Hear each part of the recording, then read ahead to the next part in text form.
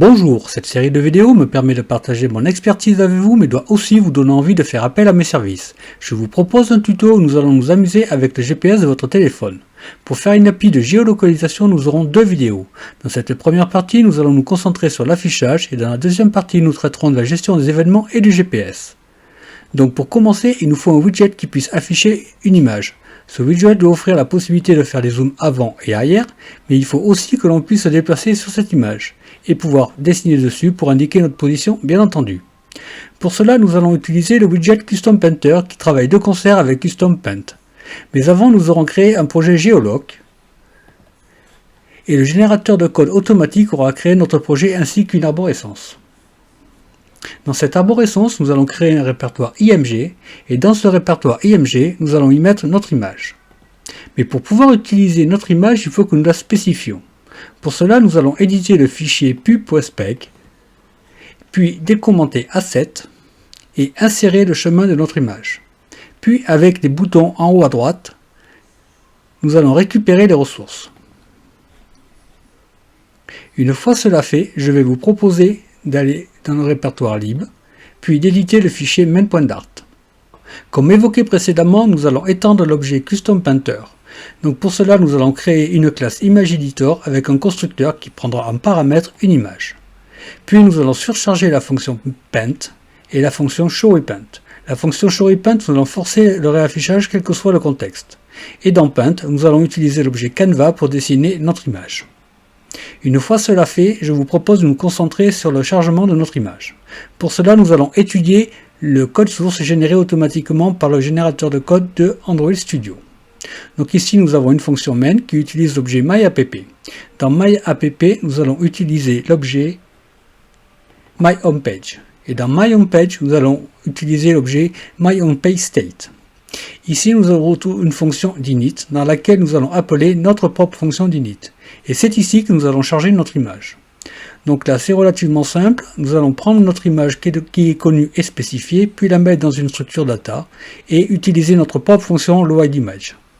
Dans la fonction load, nous allons utiliser soit la fonction decode image from list, ou alors utiliser la fonction UI decode image from list. J'ai préféré celle-ci qui permet d'avoir un thread parallèle, c'est-à-dire que pendant que le thread principal va s'occuper de l'initialisation de notre application, c'est-à-dire les boutons, les contours, le menu et tout ce qui s'ensuit, il va y avoir un chargement en parallèle de notre image, ce qui va nous permettre de gagner beaucoup de temps. Puis nous allons aller dans la fonction build où nous avons défini notre propre application. Donc ici nous avons notre titre qui s'appelle myAppli et nous avons notre body qui est défini dans la fonction buildyImage. Cette fonction est relativement simple. Elle vérifie que l'image est chargée. Si elle n'est pas chargée, elle renverra un widget texte avec une information loading. Bien évidemment, on peut utiliser un GIF animé avec un viewer d'image si on veut quelque chose de plus joli. Mais pour l'instant, nous nous contenterons simplement de cette information-là. Ensuite, nous allons supposer que l'image est chargée. Ici, nous allons instancier l'objet que nous avons défini précédemment, ImageEditor avec comme paramètre notre image. Puis, nous allons utiliser Custom Paint. Alors, Custom Paint, qui travaille de concert avec notre objet que nous avons précédemment défini, il lui faut comme paramètre une taille et bien entendu le Custom Painter. Puis, notre image là, nous ne pouvons pas zoomer dessus et nous déplacer dessus. Donc pour cela, nous allons instancier un nouvel objet qui s'appelle Interactive Viewer. Donc Interactive Viewer, il prend quoi comme paramètre? Il prend un zoom minimal, il prend un zoom maximal, il prend un booléen qui permet de définir des contraintes. Donc ici, j'en veux aucune, donc j'ai mis false. Et nous avons bien entendu notre Custom Paint.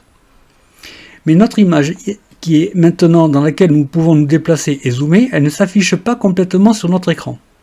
Donc il va falloir que nous définissions une box avec comme paramètre la taille de notre écran. Et nous allons dire à l'objet FitBox, tu prends cet ensemble et tu te débrouilles comme tu veux, mais tu me le mets dans l'écran. Donc maintenant, nous pouvons retourner notre objet qui va permettre d'afficher notre image en entier au début et après je devrais pouvoir zoomer. Donc si je ne vous ai pas menti, je devrais pouvoir avoir du code qui s'exécute. Donc pour cela, nous allons aller dans Tools, lancer l'AVD Manager. Ici, nous prendrons notre téléphone que nous avons précédemment défini et nous allons l'exécuter. Donc ici, il se lance. Donc là, je peux fermer ceci. Je retrouve mon téléphone. Ah, évidemment.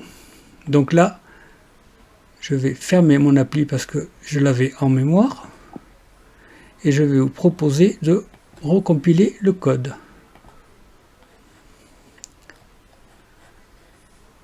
Ça devrait pas tarder à être lancé. Donc là, on a ici. Voilà. Donc le compilateur va l'assembler, le compiler, le packager, le déployer et l'exécuter. Donc la compilation est finie, le chargement se fait. Donc on devrait voir apparaître, voilà, le hiding au centre et notre image.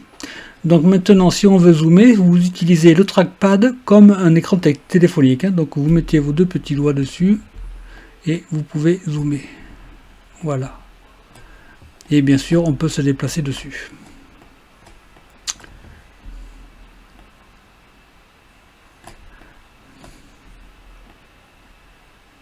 Voilà, nous en avons fini pour la première partie. La prochaine partie traitera du GPS qu'il faudra synchroniser avec notre carte.